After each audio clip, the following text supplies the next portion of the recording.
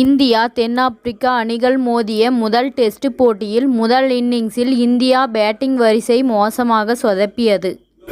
ராகுல் மட்டுமே கை கொடுத்து அரை சதம் அடித்தார். இந்த நிலையில் முன்னாள் வீரர் சுனில் கவாஸ்கர் அணி தேர்விலேயே இந்திய அணி சொதப்பி இருப்பதை சுட்டிக்காட்டினார். 5 வருடத்திற்கு முன் தென்னாப்பிரிக்காவில் நடந்த டெஸ்ட் தொடரிலும் பிட்ச் மோசமாக இருப்பதாக கூறினார்கள். ஆனால் அஜின்கே ரஹானே சிறப்பாக ஆடி வித்தியாசத்தை காட்டினார் என ரஹானே டெஸ்ட் அணியில் இருந்து நீக்கப்பட்டு இருப்பதை சுட்டிக்காட்டினார். தற்போது முதல் டெஸ்ட் போட்டி நடந்து வரும் செஞ்சுரியன் ஆடுகளம் பேட்டிங் செய்ய கடினமாக இருப்பதாக கூறப்படுகிறது. அதன் காரணமாகவே இந்திய அணியின் 5 முக்கிய பேட்ஸ்மேன்கள் இந்திய அணி 107 ரன்கள் சேர்த்த நிலையில் தாங்கள் விக்கெட்டை பறிகொடுத்து வெளியேறினர். கோலி 38, சுரேஷ் ஐயர் 31 ரன்கள் எடுத்தே முதல் 5 பேட்ஸ்மேன்களில் எடுக்கப்பட்ட அதிகபட்ச ரன்கள்.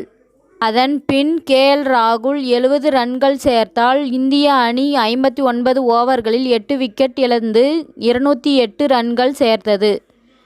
இந்த நிலையில் 5 வருடம் முன்பு நடந்த தென்னாப்பிரிக்கா டெஸ்ட் தொடரிலும் முதல் 2 போட்டிகளில் இந்திய அணி இதேபோல் ஆடியதாகவும் அப்போது ரஹானே களமிறக்காமல் இருந்த நிலையில் 3வது டெஸ்டில் அவர் ஆடிய போது கடினமான பிட்ச் என கூறப்பட்ட ஜோஹான்ஸ்பர்க் பிட்சில் அவர் சிறப்பாக ஆடி ரன் குவித்ததாகவும் கூறினார் சுனில் கவாஸ்கர். தென்னாப்பிரிக்காவுக்காக டெஸ்ட் தொடருக்கான இந்திய அணியில் அஜின்கே ரஹானே இடம் பெறவில்லை.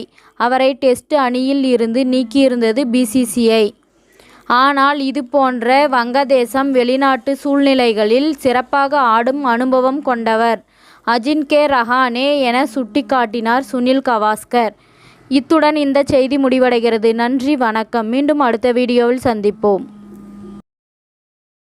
மேலும் இது போன்ற சுவாரஸ்யமான செய்திகளை உடனுக்குடன் தெரிந்து கொள்ள தமிழ் சிறை சேனலை சப்ஸ்கிரைப் பண்ணுங்க. பெல் ஐகானை கிளிக் பண்ணுங்க.